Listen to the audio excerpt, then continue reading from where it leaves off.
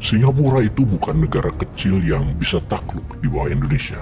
Bahkan sebaliknya. Karena kita tahu, walau kecil, ada beberapa hal yang membuat Singapura punya kekuatan tawar lebih bagus dari Indonesia. Dengan bahasa lain, kita Indonesia kalah tawar, kalah diplomasi, karena mereka punya alat tawar. Mereka punya alat tekan. Menawar itu ada seninya, ada strateginya. Bukan seperti emak-emak, tawar rendah terus balik badan, ngarepin dipanggil balik sama penjualnya. Bukan, itu mah di pasar. Yang tersering malah emak-emaknya balik lagi, nyerah. Yaitulah diplomasi Indonesia saat ini dengan Singapura. Kalah tawar, kalah telak. Alat tawar Singapura salah satunya adalah Singapura negara terbesar jumlah investasinya di Indonesia. Yang semua orang juga tahu, uang yang Singapura invest adalah deposito atau rekening-rekening uang pejabat dan pengusaha Indonesia yang diletakkan di Singapura sebagai safe haven-nya uang mereka. Fakta lain lagi adalah Singapura ingin meluaskan daratannya dan Indonesia sebaliknya ingin mengecilkan jumlah daratannya karena perlu uang untuk membangun, atau Indonesia perlu uang untuk membayar hutang. Jadi sekarang Indonesia membolehkan lagi ekspor pasir laut setelah 20 tahun lamanya Indonesia menghentikan penjualan komoditas alam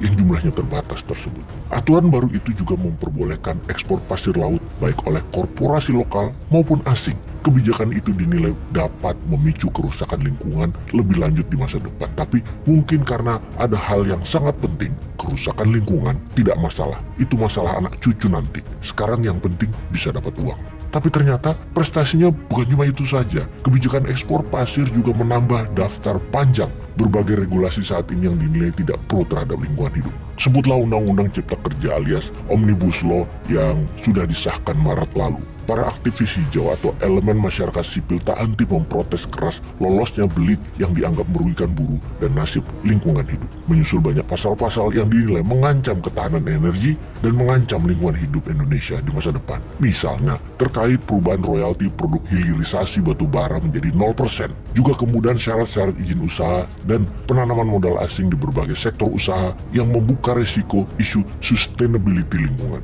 Mereka, orang-orang asing tersebut, melakukan brutal mining yang merusak lingkungan. Namun itu tidak dipedulikan.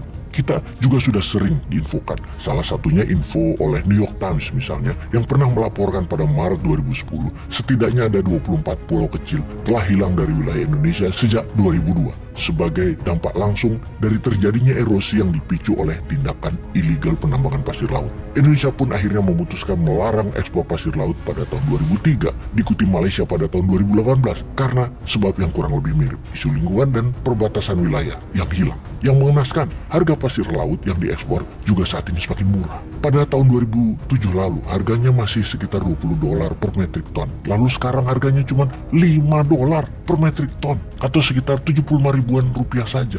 Jadi sebuah pertanyaan ketika kebijakan pembukaan lagi ekspor pasir laut dilakukan di saat harga begitu murahnya, setara 75 ribu rupiah per metrik ton, dengan kembalinya masuk Indonesia dalam deretan pengekspor pasir laut, dengan harga pasir laut bisa semakin murah ini, alias obral besar-besaran, kenapa murah amat sih? Kenapa nggak pakai harga $20? Kalah tawar lagi ya?